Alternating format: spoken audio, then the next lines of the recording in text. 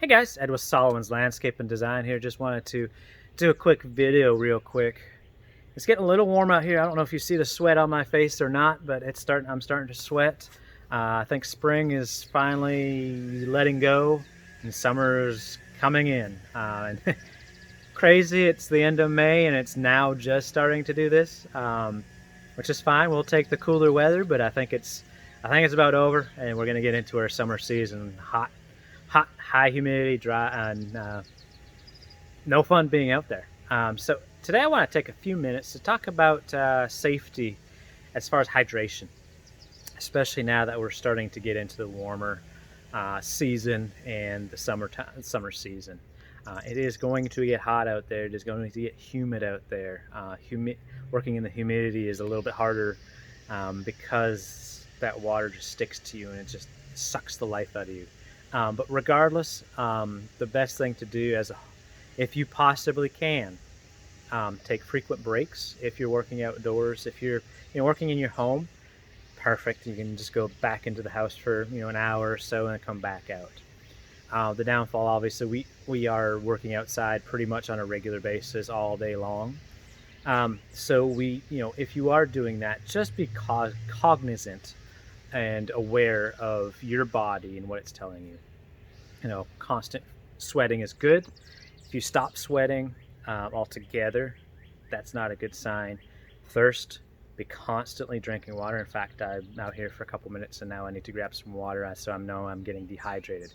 But always keep some cold beverages, cold water especially, nearby, some cold Gatorades nearby, just in case. And you want to constantly drink those beverages on a regular basis because you lose so much sweat and you lose so much water throughout the day, especially in our climates. So just keep in mind that you want to drink plenty of water.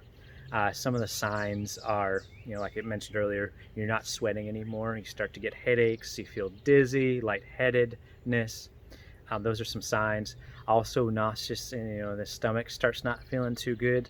That's another sign as well. So if you do that, more than likely you're already dehydrated. So I recommend going into a cool place to cool down. Take the water, sprinkle it over your head, find a shady spot to hang out.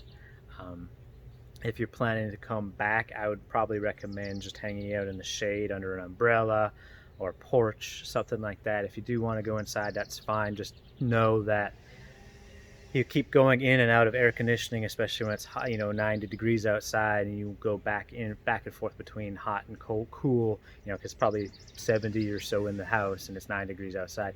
That could cause some issues too as well. That constant back and forth. So if you're doing that, that's perfectly fine. Just take longer breaks inside before you head back out, so your body can acclimate properly. So again, just keep those tips in mind. Headaches, which starting to feel some hats. I'm not wearing one. I can actually feel the sun starting to bake my head now.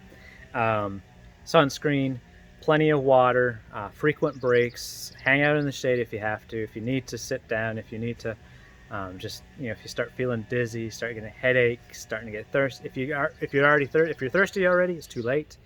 And those kind of things. Just kind of be careful, be mindful, pay attention to your body.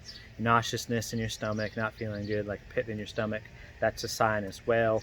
If you can, get to a cooler place, cool down, and then if you need to go on, then go down off it after you cool down. So again, those are just some tips for working out in the sun, because I know we're about to get there, and people are coming out and about now that it's finally nice.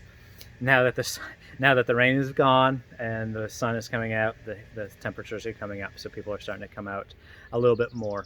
So just be careful when you are working in your yard or outside, and doing anything outside, because it can cause issues and can cause sicknesses that you'd rather not have, and try to avoid that at all costs if you can. So again, if you have any questions, concerns, drop them below. Thank you very much, and we'll see you next time.